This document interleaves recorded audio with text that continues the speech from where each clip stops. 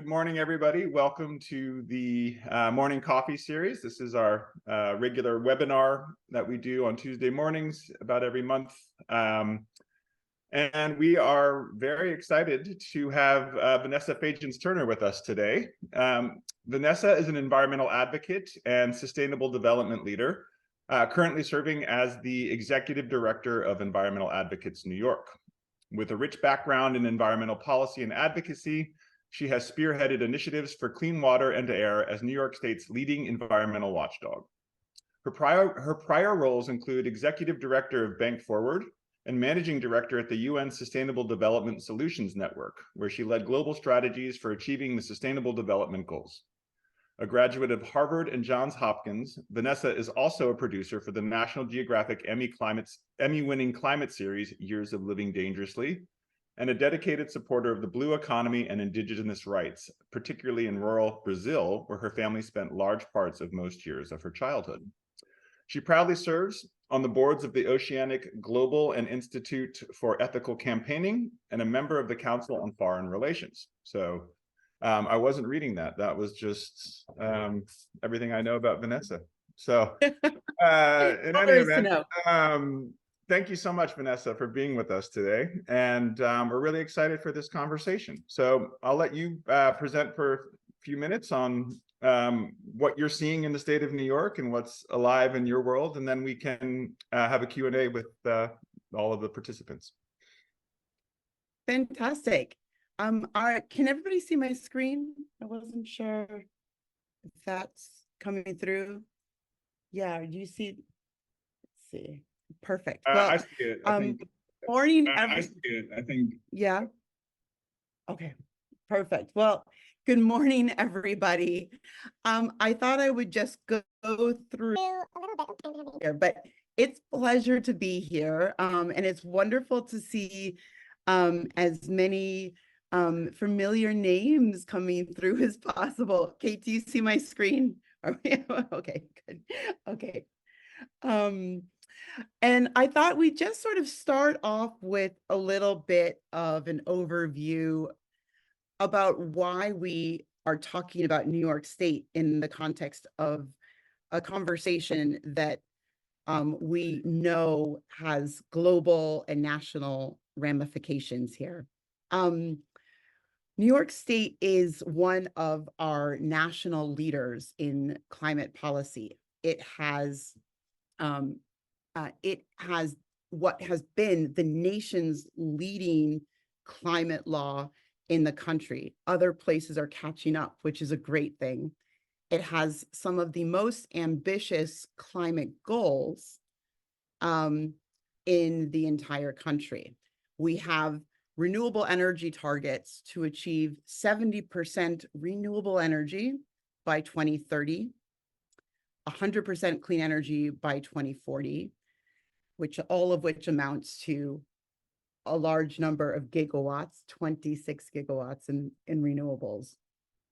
Not everybody speaks gigawatts, so just know that that is a lot, and we'll talk about where we are. All of these goals amount to a huge transformation in our energy economy, as well as the way we produce things, transport things, and power our homes and businesses. This all came about as part of what you may well know about or have heard about as the CLCPA, or the Climate Leadership and Community Protection Act, which we often call the climate law. This is all fantastic, but it's also sort of important to know and contextualize where we are in terms of implementation. We are not on track, and there are a lot of things that New York can be doing better, that the organization I'm speaking as a representative of, Environmental Advocates New York, which is an environmental and climate nonprofit and lobbying group with a C4 arm. Vanessa, I'm sorry to interrupt you, but your slides are a bit cut off on the left. I don't know if I'm getting some comments from people that they're having the same problem. Oh dear. Okay. Let's Okay, see. that works for me now. Do people see them better now? Sorry. Thank Yes. you. Okay, Yes. sorry, Okay. sorry to interrupt you, Vanessa. No, no problem. My computer's being a little glitchy, so I think it seems to have frozen with me pulling on. Thanks for letting me know. But so here, if you can see now, you can now see the whole slide.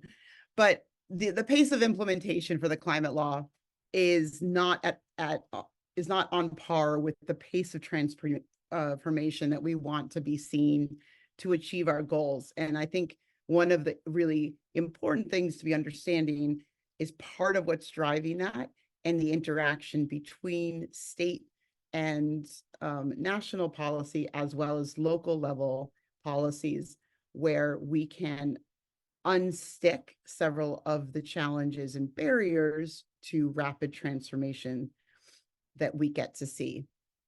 One of our key issues here is that some of the agencies driving this transformation are struggling with staffing issues. Some of it has to do with the fact that we are not seeing the number of resources put towards the kinds of transformative policies and resources that we need to see.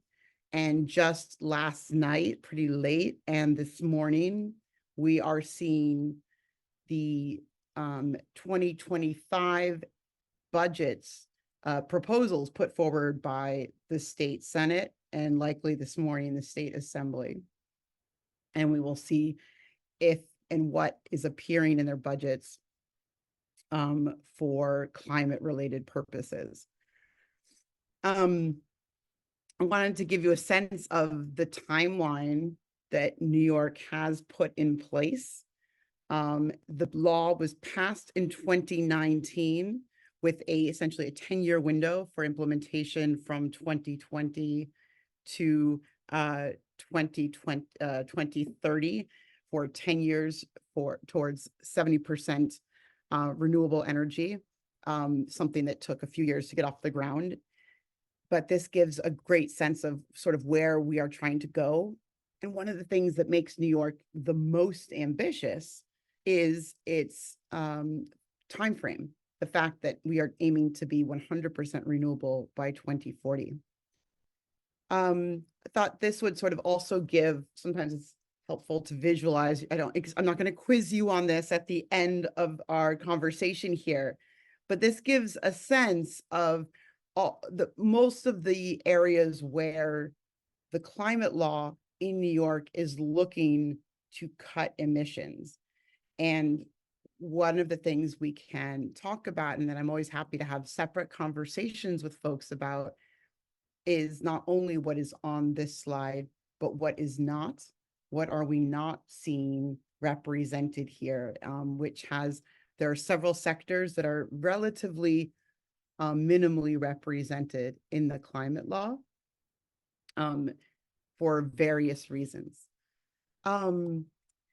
But I think one of the things we can come back to here, but basically what we're looking at that is represented is how funds are used for our climate and environment policy from an equity perspective and a geographic perspective. What we're looking at in terms of bigger picture adaptation to climate change for our communities across the state, not only the energy transformation to mitigate climate change, but what does climate change mean for our communities? And I have a pretty devastating slide that we can look at if we have time at the end that shows not just where our energy pockets are, but what's going to happen with increased storm weather, what's going to happen with floods. And many of you may have heard that FEMA at the national level released new flood maps last year for the country. New York has one of the most transformed floodplains in the country, which has pretty profound ramifications for our communities across the state. Of course, buildings, Transportation, agriculture is represented in the climate law, but is one of the fewest detailed sections, and leaves a lot of area for important discussion with major ramifications for communities in and around Columbia County, to be certain. I come from further upstate and closer, sort of on the border between the Finger Lakes and the Southern Tier. Grew up in Ithaca, but traveling in and around slightly further north as well as in Brazil, as Matthew said, which has its own agricultural outlook and picture. And these are sort of areas we should talk about.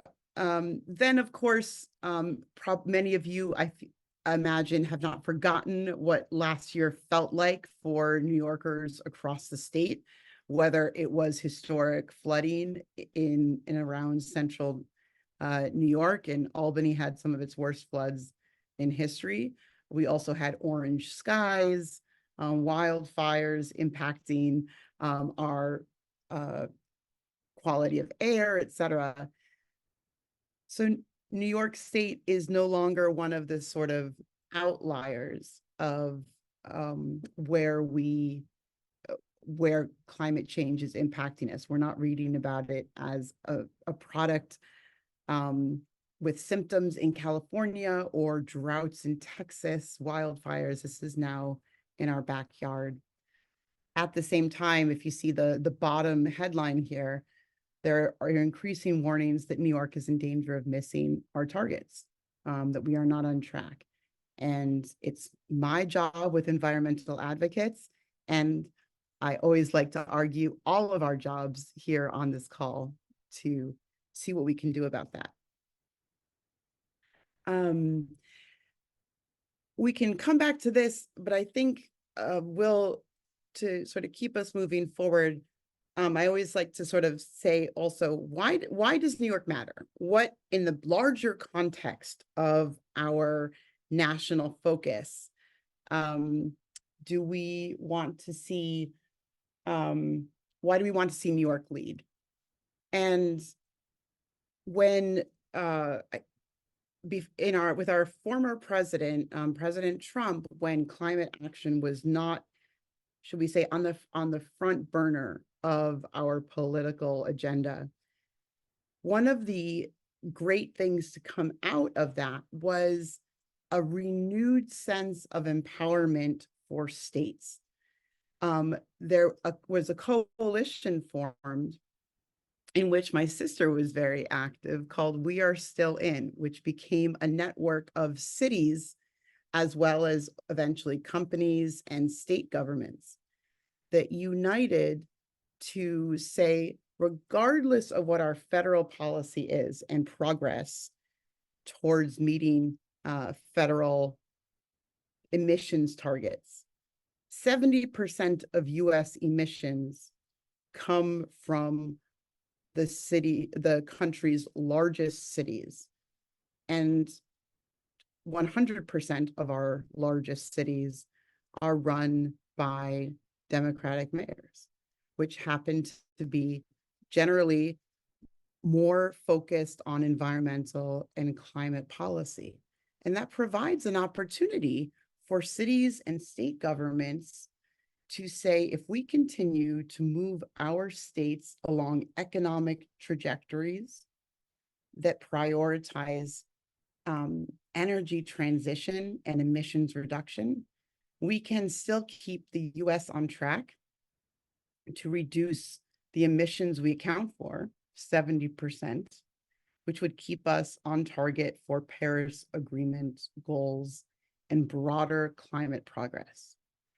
And what happened was we did not lose as much ground nationally as anticipated, because cities and states kept the US focused on climate throughout a presidency from a climate unfriendly leader. And that gives us a pathway forward, not only for why states matter, but for why states can lead on this issue regardless of federal leadership. There are things the federal government can do that make it much easier for states to do and be empowered. And there are things states can do regardless. New York State is among the most important of these states because it is the third largest economy in the US, following California and then Texas. And it is, if you compare New York State's economy with the national economies around the world, it is the world's 11th largest economy. So it's larger than almost hundreds of other nation states around the world, which means it's a market maker. Its market demand is enough to drive prices, send signals to companies around the world, and our choices as a government matter. And so this gives a lot of power and ability to focus. And an ability to focus our global conversation. And so I think what I'll sort of put here and kind of leave us with as a point for conversation, and come back to, I have other slides, people have questions we can reference. But this is sort of right now the decarbonization outlook and pathway New York is currently on. You may hear kind of bad doomsday scenarios about how far off track New York is, and there are a lot of signs that, you know, we are struggling to meet goals in terms of offshore wind and other targets we have in place. But as you see, there is a big drop. We are not on track to get to, say, 75% renewable energy on track, but we are still moving forward. And this gives a sense, for the most part, about some of the areas where we can make more gains than we are. And I think this slide really guides my thinking with environmental advocates. There's more we can do with industry to make up some of these, the lag that we are seeing in other areas. There's more we can do in how we use our land and empower agricultural communities to make transitions that are in everybody's interests. And there is more that we can do in other more niche areas to reduce emissions. And I think hopefully that tees us up. It probably raises more questions than it answers for the most part.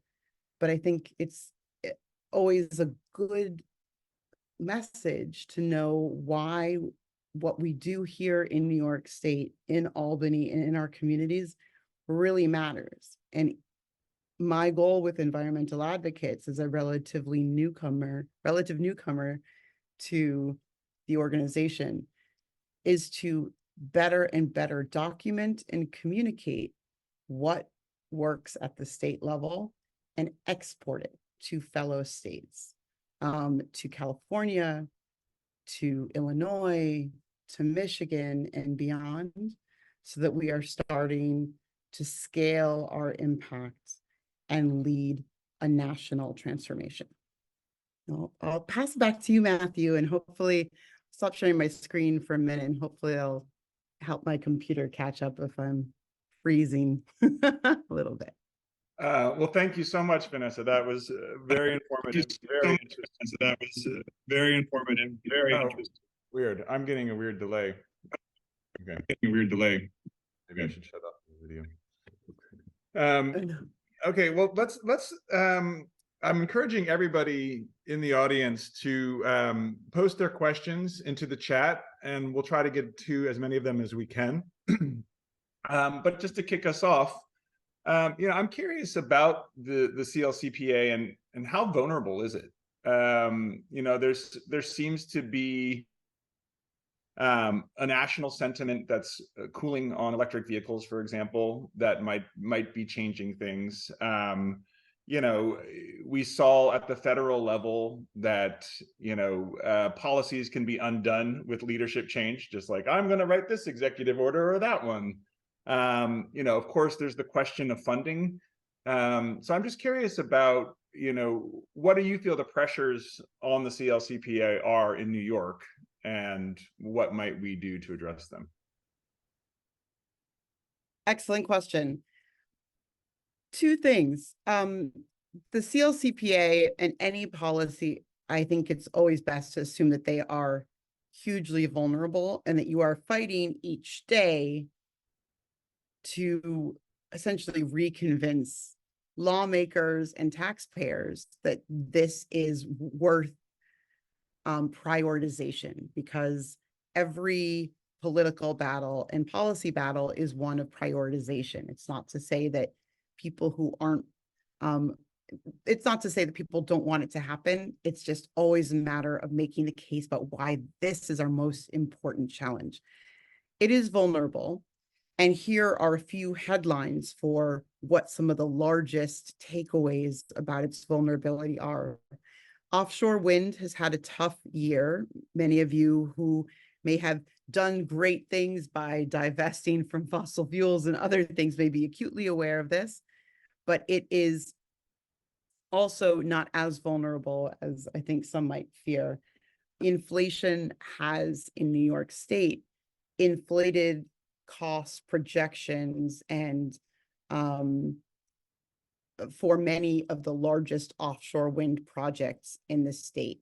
There was a case brought to New York's Public Service Commission to renegotiate contracts in ways that would allow offshore wind companies to charge more money for the power they produced than they had contracted to charge, so that they could make up what they said would be losses due to inflation.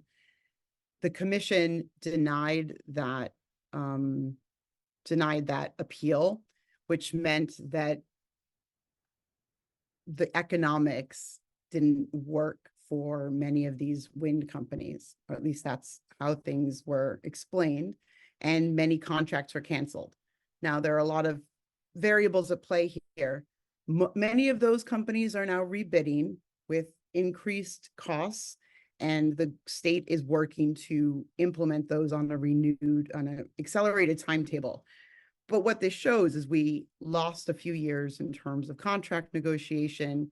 Several of the largest projects are delayed in getting deployed. And I think that is, given that that is the largest component of renewable energy generation for our state by a long shot, that's a large chunk of what we need to see accelerated. So that aside, there are the other major issue here has to do with funding from the state. And I think New York State's budget proposal from the governor this year included $0 for climate law and implementation. It included some regulatory policy and policy changes around natural gas use in residential areas, buildings, and homes. And that's a hugely important policy that will be very much in focus in Albany today. There's a large lobby day for something called the New York Heat Act. It's going to be, keep an eye out for pictures, call your legislators. But I think this is one of the areas where I think President Biden often says, don't tell me what you value, show me your budget and I'll tell you what you value, where we start to see an absence of dollar follow through. That makes the bill vulnerable. We need dollars to implement it. Otherwise, it is a law on the books. It is not enforced. And we also see a lot of transformations happening within communities and at the state level that are still making meaningful progress. Let me pause for a minute and see if this is helping folks. So I think we have offshore wind and funding, which are critical issues, and the funding goes towards a lot of areas. Is that helpful? It is, yeah. And there was another question that was related to this from Bill, who asked, is the CLCPA more carrot than stick? Meaning, is there room to lobby the state to create more mandates related to implementation? I love this question. There is lots of room, Bill, and everybody for many more sticks, and I would also say many more carrots. The CLCPA is more than anything, it is targets, it is a pathway, and it is a guide for softly enforced end requirements, but it is not, it has some favorable subsidies or tax incentives, tax breaks, and funding streams, but without the funding to back it up, it's less of a carrot. So I think the number one thing we can do to incentivize adaptation and adoption is to put funding behind the CLCPA so that there is more carrot there. Otherwise, it's in words only. There's a lot of room on the regulation side too. So for example, one of the sort of areas for additional regulation that I'm particularly nerdily excited about is an area where we see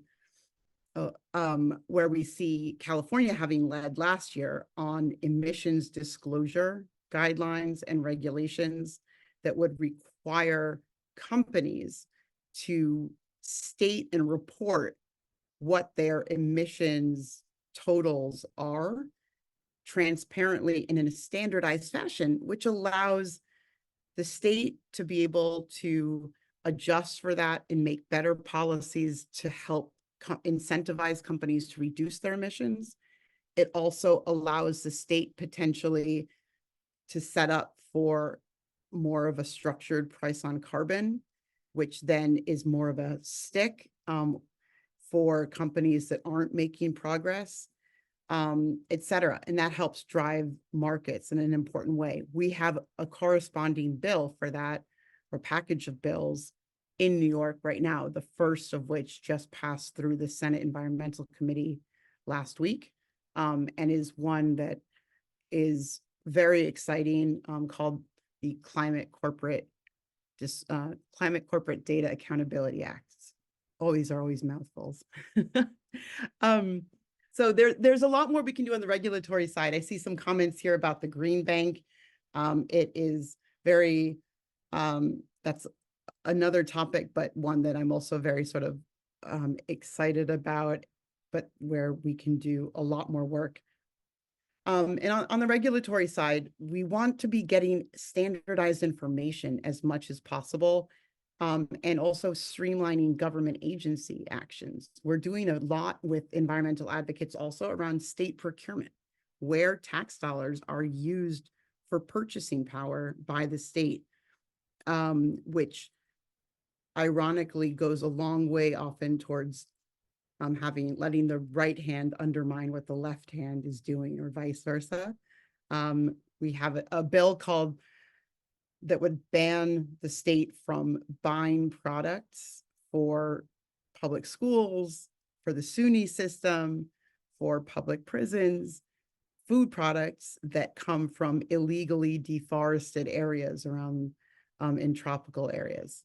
That seems far away, but a lot of food products come from tropical forests and are not legally sourced. That means they are taken illegally, which is bad for the environment.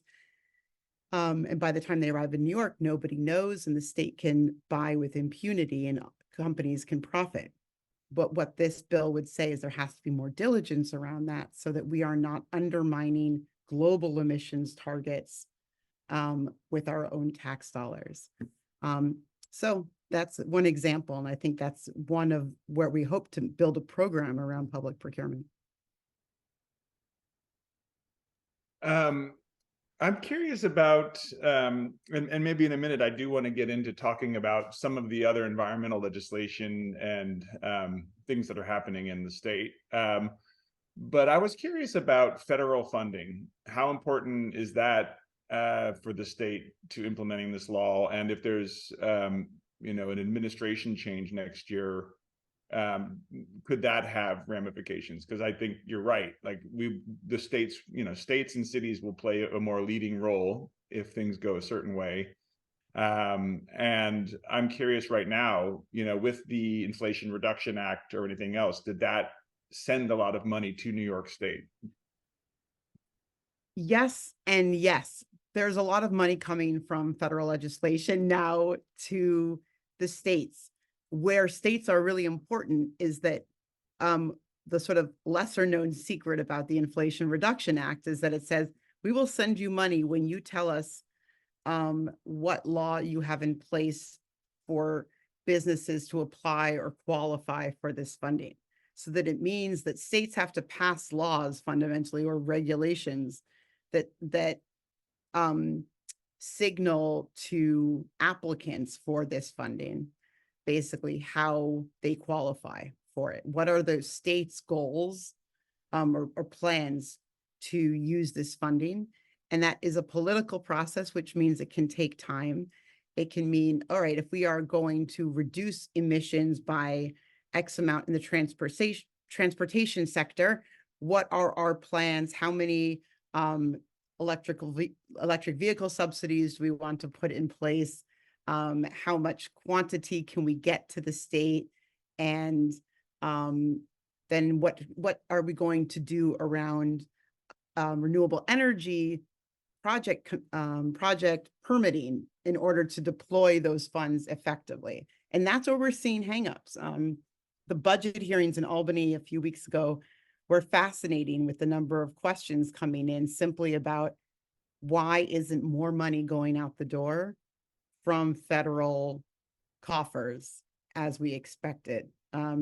What are the hangups? And the hangups that the commissioners for key agencies in the state were citing had to do with permitting or with lags in regulatory details. So some of this is political, but some of it is capacity related as well, in terms of expertise and or staffing.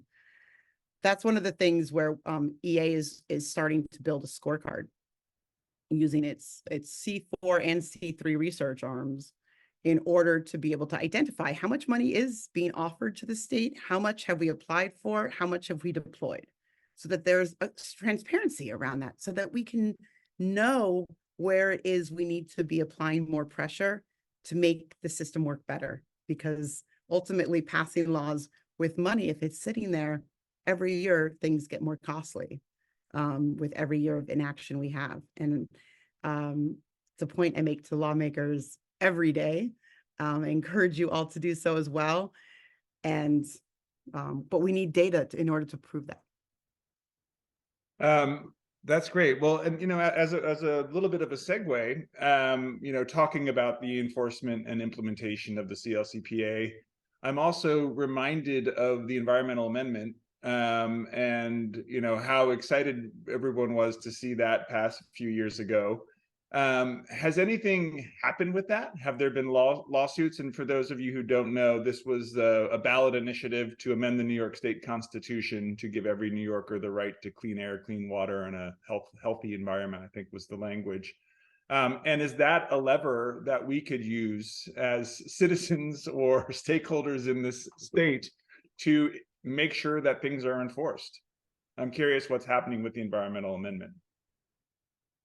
Yes, and yes. Also, the environmental amendment, having a lever, having a legal lever like this is a wonderful tool. I always like to push first for proactive action rather than having to enforce through lawsuit, but it is very powerful. And right now we see the utility of big legal action in helping drive the conversation for more ambitious proactivity, I guess, by lawmakers.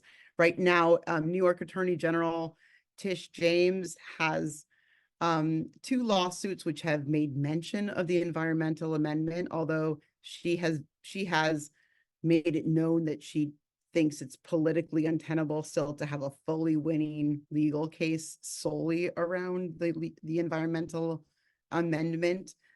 She wants to make sure she has a strong business case and other laws around, so that she's going into battle, as she likes to say, fully armed. But she has one case that is suing Pepsi for polluting essentially the waterways of Buffalo and into the Great Lakes with plastic bottles, because they're not being accountable and supporting local governments with the costs and resources necessary to process the end use of their products. There's an important law up for debate by the Assembly and the Senate this year called the Extended Producer Responsibility Act with around plastics, which we are very excited about with environmental advocates, that would legally enhance the liability of companies for making arrangements for the end use and end life of plastic products that they put into the world. But the environmental amendment is useful there in saying, you're putting this stuff into the world, what are you doing about it to help make sure it doesn't impact the right to clean air, clean water, and clean environment of Buffalo, as well as many other state residents. She also just filed a lawsuit against JBS, which is the world's largest meat packing company, about a week and a half ago, partly related to the work we're doing on this tropical forest procurement bill, saying that JBS, which is looking to list in the New York Stock Exchange, misrepresented its claims about its sustainability policies, and that by greenwashing, it was deceiving potential investors and also denying, claiming it should have access to New York finance and New York investment while endangering the right to clean air, clean water, and also freedom of information and fiscally responsible, fiscally accurate information about its operations. So we're starting to see this merged, I think, with other arguments as a not just moral, but now legal case, alongside requirements about public listings for companies on the stock exchange, et cetera. Could you talk a little bit more, thank you, about the Extended Producer Responsibility Act? What are you seeing? What are its chances? What are people's critiques of it? Yeah, we had the largest lobby day in years, if some said history, but I think when I can't speak to that, but in Albany for an environmental bill about 3 weeks ago around this package of bills, the Extended Producer Responsibility Act packaging, which is a mouthful and way of saying that this is a bill that would require companies to reduce their packaging, their plastic packaging by 50%, and increase essentially funding for states with some degree of tax mechanism to help states pay for waste and for processing their products at the end of their life. Leola, is that your name? That's fantastic. All right. Are you part of the Beyond Plastics family? Oh, fantastic. Thank you. Thank you for sharing that. It's also coupled. So Judith Enck is the executive director, wonderful leader of Beyond Plastics, also former regional administrator of the Environmental Protection Agency, the EPA, also former executive director of Environmental Advocates. And as such, I claim her as my mentor and big shoes to fill. But this act, combined with the bigger, better bottle bill, which is also being really sort of shepherded by NYPIRG, Blair Horner, if many of you are familiar with them, which would increase the rebate funds to individuals for recycling their bottles, and therefore increase the incentive for actually processing them in responsible ways. Those bills together would, I would largely reduce the burden on states for processing waste significantly. New York City alone spends, I think it was what, $450 million a year carting waste away from the city. Only 6%, and Leola, you can tell me this is right? Only 6% of plastics are ultimately recycled by all estimates, which is pretty shocking when you think about it. But a lot of the headwinds that we're facing is that the fossil fuel industry, which sees plastics as its sort of largest new frontier for continued expansion as fossil fuel using vehicles, et cetera, decline, is fighting it very hard, particularly by promoting the method of chemical recycling as a viable alternative for processing plastics. Exactly. What do we think about that, Leola? That's right. You are a great advocate. This is wonderful. Chemical recycling is a false solution. I don't use that term lightly. It sometimes, I think, can be lazy, but it is essentially a way of breaking down plastics to create more fossil fuels. So it is not recycling them to, have them be easily disposed of. It is putting them back into a system that is ultimately not sustainable. But that is the largest argument being used against actually reducing packaging, by saying that we should just use other methods for processing them, which don't solve the problem. So there are a lot of headwinds against this. Companies are gearing up against it, but we have some very wonderful advocates, and I strongly suggest that you call not only your representatives, but you tweet and, well, this is, these, and make known your support. And this will be, I think, come before the governor and be a battle one-on-one with the executive in terms of building support and buffering her from opposition from many private sector companies that would rather see this bill not pass. Yep, and Victoria pointed out that the bill's called the Packaging Reduction and Recycling Infrastructure Act. So right, it's no longer the EPR. Yeah, you're right. Thank you, Victoria. So you know what you're talking about. And David asked about, are there ways to lower the profit rates possible for plastic manufacturing? I mean, what other levers do we have, and is that part of the discussion at all? Yes, there are several levers. So, I mean, I think this is when we look at trying to incentivize better behavior by corporate actors and to decentivize bad actions. There are usually a number of things, and we can try and dig into profit rates by either imposing fees, which is sort of where this act comes in, and saying, if you do not do this, you either lose access to markets, you cannot sell in our stores, you cannot be imported, or as with the deforestation bill, the state cannot spend its dollars on your product. That means you lose market share. So that's banned from a market. There are fees for processing that you can implement, and that's sort of where the bigger, better bottle bill comes in, which is, what are the fees a company has to pay either for waste disposal or for the return of bottles, so that they are incentivized not to use products that they have to pay for you to use, essentially. There are taxes that can be levied based on what a company's supply chain looks like. There are reporting requirements that can be used, and this is one of I think sometimes both the most contested and also the easiest to potentially start with, which is, what are your emissions? What is your waste profile?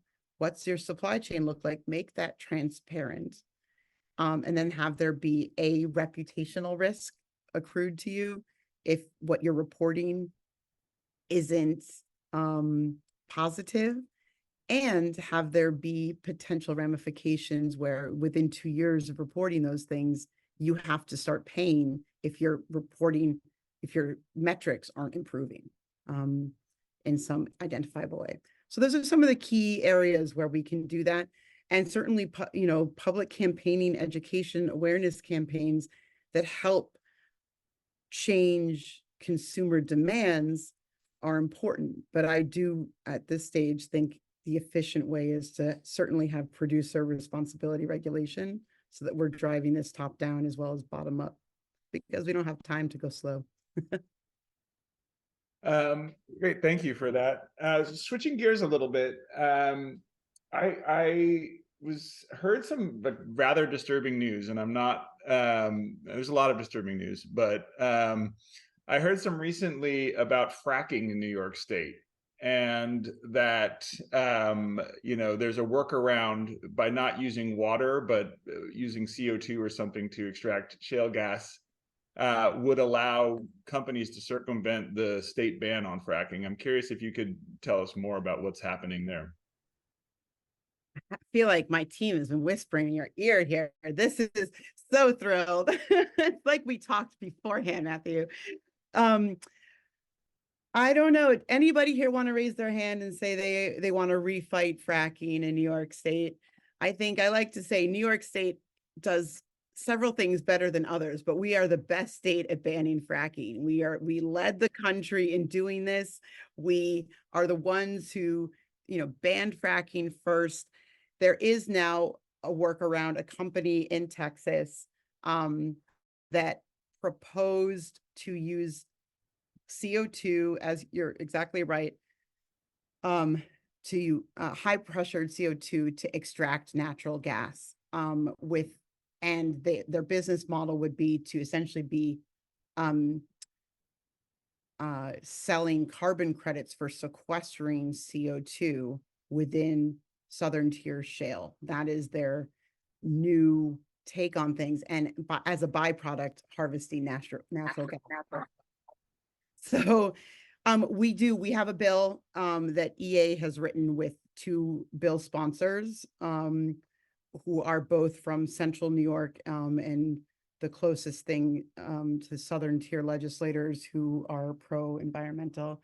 We have Assembly Member Anna Kellis and Senator Leah Webb, who are co-sponsoring this bill alongside many familiar names from the original fracking fight.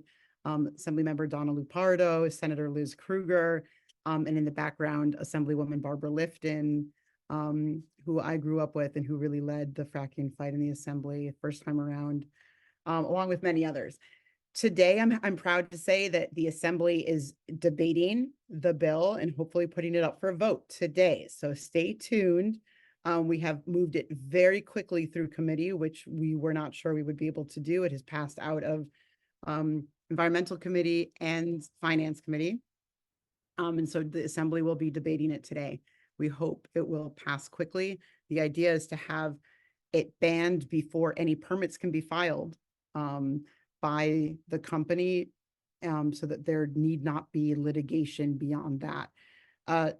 It's very dangerous. The profile for methane gas release and for various degrees of explosion are even higher when you're have methane and CO2 involved, and sequestration is just not a proven technology yet in the way that this company is proving to do it. This would be the first time they are implementing this technology, and they are carting CO2 in pipes from or compressed tankers from Texas, which introduces a whole host of other incendiary risks. So it's not New York CO2 such that one state can lay claim to nebulous movable gases more than another that would be taken out of the atmosphere and sequestered on our shale, but Texas CO2. I see David has a hand up. Is a follow-up? Is a fracking question, David? Or yeah, please. You're muted. These CO2 frackers, it's kind of a financial scam. but the key part is that they think they have the solution to the intermittent generation of electricity via solar panels, because they don't want to sell natural gas. They want to sell the electricity they make from gas. And even the source of CO2 is really irrelevant for this. And it assumes that New York State won't generate any electricity, especially upstate, during the hours when the sun's not shining, which is half of every day, and at least February. 13 hours a day, basically. So that's their market. So if we can actually generate electricity, renewable electricity, on a 24/7 basis, then you destroy their market for the electricity that they want to sell. And then they're, kind of stuck with they're like people canoeing up the stinky creek without a paddle. Call the governor and tell her that what we need to ban fracking is 24-hour renewable energy, electric energy, a renewable energy generation. Yeah.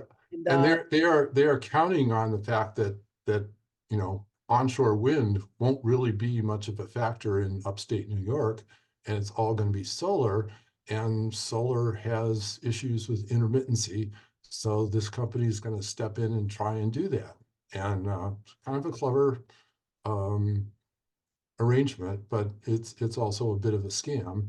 And given the collapse in methane prices, they have no economic justification for it right now, because it's just so much cheaper to make electricity from existing fracking efforts that somebody else is doing, rather than their little scam. But it is a scam, and something to watch out for. Well, I literally couldn't have said it better, and I'm really grateful. I think we're going to have to start using you as a radio interview, or you have a face for TV, so we'll start doing TV interviews as well. I think we need more and more advocates out there making exactly this case, that the intermittency, things to know if there were ever to be, a good Mythbusters section of the morning coffee ritual here, which could be a lot of fun. But one of the major arguments against renewable energy funding, or doubling down on fossil fuels, is the argument that we will have grid reliability problems and intermittency problems. And as with any transition, these are challenges, but the way to solve for them is not to extend the market for alternatives, but rather to extend and expand investment faster in scaling up additional energy sources, and really reworking transmission grids, which is something we can was just at a conference about that last week, where we can talk, but that's the not natural gas and produced in this manner is not going to solve that issue, from not economically and not sustainably. Thank you, Vanessa. Thank you, David. We've got a few minutes here. I've got a million other things that I want to cover, which we won't have time to cover, but did want to say that, as an organization, Partners for Climate Action is specifically focused within the estuary watershed of the Hudson. So that's the bioregion where we focus our work. And I would love to spend just a minute or two talking a little bit about our region specifically. There's been a number of actions happening at the federal level, say around oil barges, being docking in the Hudson, which of course would be devastating if there was a spill. It's really about economics and just basically storing these tankers so they can export overseas. I'm curious what's happening with that. I saw that it revived for a second, and then maybe it was gone for a second. And also thinking about, this is a very open-ended question, but thinking about the bomb trains that are still going down the west side of the Hudson that we seem to have forgotten about, or the water that's leaking out of Indian Point into the river. What are you seeing specifically around the river and the Hudson region? Hudson Valley region? Well, very excited and grateful for your leadership. And I know we work a lot with Riverkeeper, Hudson Riverkeeper, and several other groups. Tracy Brown was one of the first meetings I had the pleasure of having and starting in this work, as well as many other in the area. And it's a point of focus not only for EA, but many of our board members who are also Hudson Valley residents. And it's iconic. I mean, I think it's iconic for New York as one of sort of the key homes and points of focus for our environmental movement. So it's important to keep telling the stories here because it reminds people what we have at stake in our backyards. There are, I actually think that a lot of the work on plastics is critical for the Hudson Valley and Hudson River, because plastic pollution has increased so dramatically in the area. We are hearing that from fisheries, sort of local fisheries to an extent. We for the recent lobbying day, there were people with fishing rods with plastic bottles at the end walking around the halls of the Capitol, making the point that the river was now so populated by plastic that it was obviously a different system. I think we certainly see the use of the fight against increasing use of pesticides and various chemicals on crops, and even sort of fertilizers in various areas to be a big frontier for a lot of this work that's maturing quickly. Even the chemicals that seep into soil and then into the river are, I think, going to be very critical to maintain and stay as much ahead of as possible as more and more compounds are introduced into all sorts of not just agricultural systems, but products that we know and use and dispose of, and that make it into our river systems. We are, really, I think the fight against PFAS chemicals in all sorts of ways is maturing in a lot of important ways, but it's still going to define a lot of the fight, and I think a lot of the winning fights, perhaps, and framing of fights for our water systems. I think they're galvanizing to folks in ways that make it helpful for getting some of the more nebulous and less visible protections for water systems in place.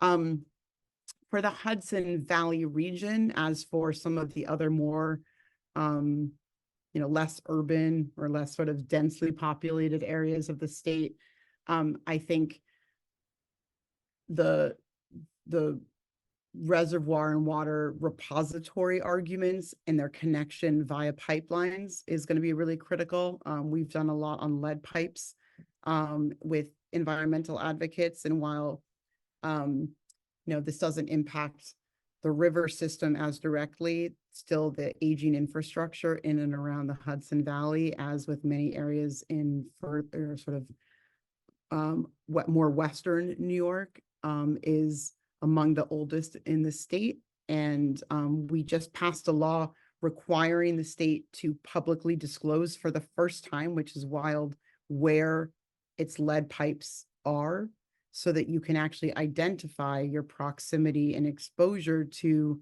potential lead pipes, or, and monitor in case, as they start to break down, what your potential exposure to heightened lead levels might be.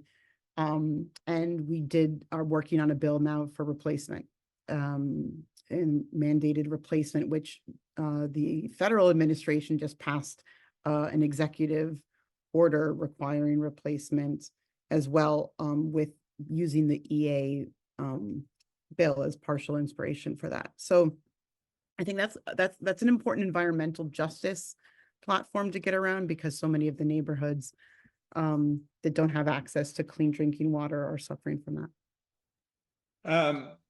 Vanessa, thank you so much. I wish we had more time. I can't believe it's already 9:30. I want to thank you all for coming today and let you know that our next morning coffee is going to be on Tuesday, April 9th. It's Nathaniel Stinnett from Environmental Voter Project. I was hoping we were going to get into a discussion about the election today, but alack, no more time. But thank you all for coming. And Vanessa, thank you so much. We will take the links. Thank Oh, you. thank you, Kate. Kate just posted the link to register for our next morning coffee series. We'll take the links that people shared around the New York Heat rally and other things that are coming up and send them out to whatever email address you used to register today. And yeah, thanks again, Vanessa. Really informative. I learned a ton.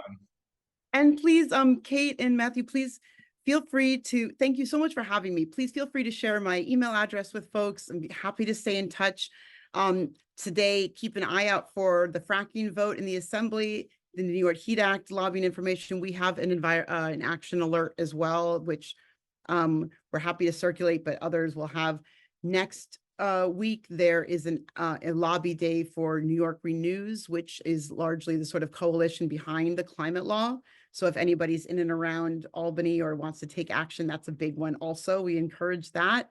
Take a look at the Beyond Plastics website or our website if you want to do work around the plastics stuff.